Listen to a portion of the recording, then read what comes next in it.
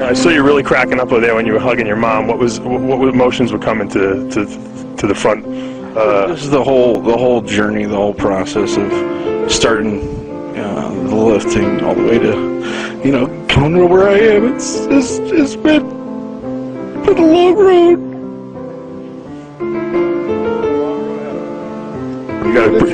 It's just getting started.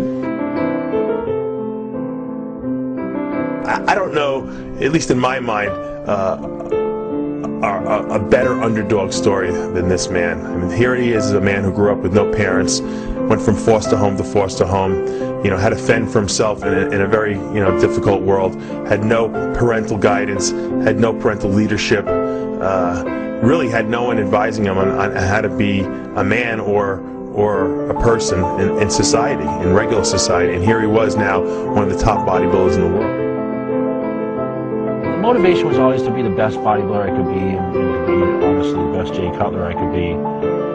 I always took certain steps to get to the top, and I always took realistic goals, and I set realistic goals, and I won certain championships at the time, worked my way up the ladder until I could get to the pinnacle of being Mr. Olympia.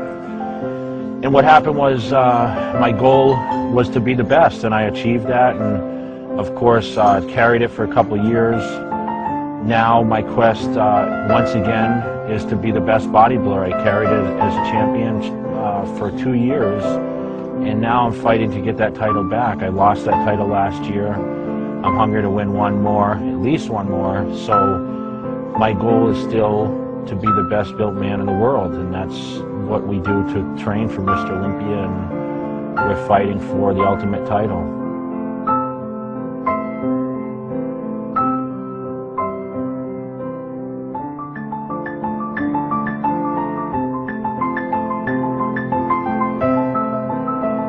I have to give respect to all the athletes. I mean, the Arnold Classic is a highly prestigious show.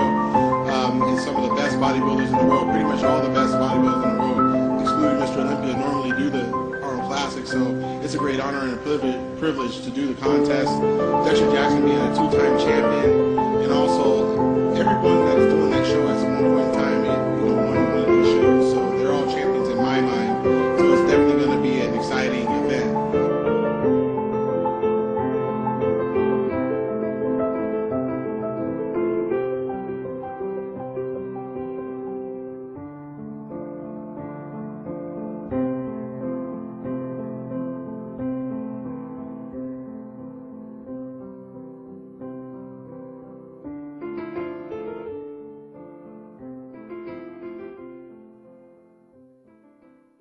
The first step before anybody else in the world believes it is you have to believe it.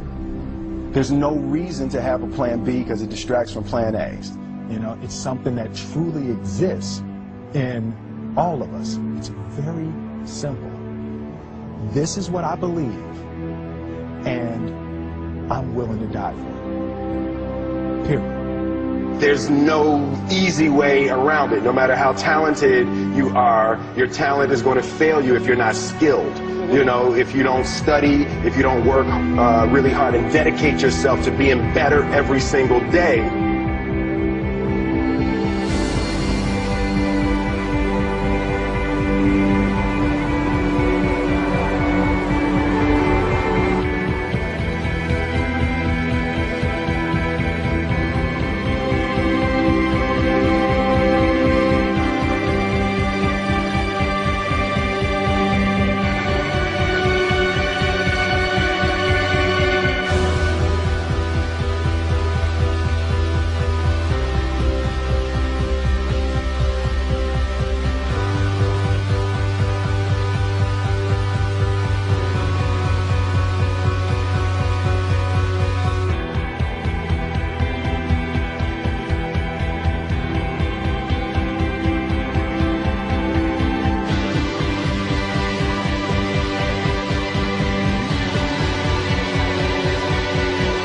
The separation of talent and skill is one of the greatest misunderstood concepts for people who are trying to excel, who have dreams, that want to do things. Talent you have naturally. Skill is only developed by hours and hours and hours of beating on your craft.